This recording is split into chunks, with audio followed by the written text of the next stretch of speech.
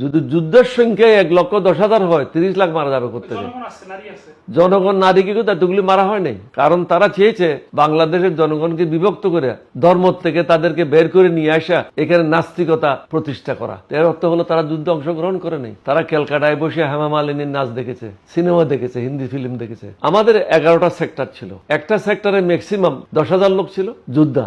11টা সেক্টরে কত হয়? 1,10,000 হয়, তাহলে 30 লক্ষ মারা যাবে কোথেকে আমাকে বলেন। আর নিরপরাধ লোককে কজনকে তারা হত্যা করেছে? হয়তো 5,000 হইতে পারে, 10,000 হইতে পারে। শেখ মুজিব পাকিস্তান জেল থেকে ছাড়া পাওয়ার পরে গেল কোথায়? ব্রিটেনে গেল, ইউকেতে, লন্ডনে গেল।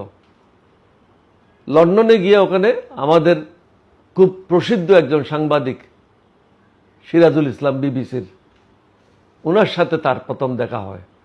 তিনি তখন সিরাজুল ইসলামকে জিজ্ঞাসা করছেন যে সিরাজ, সবাই আমাকে এক্সেলেন্সি বলতেছে কেন?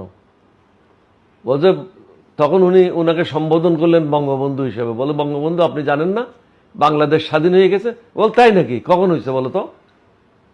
সিরাজের কাছ থেকে তিনি লন্ডনে বসে জানতে পারলেন যে বাংলাদেশ স্বাধীন হয়েছে।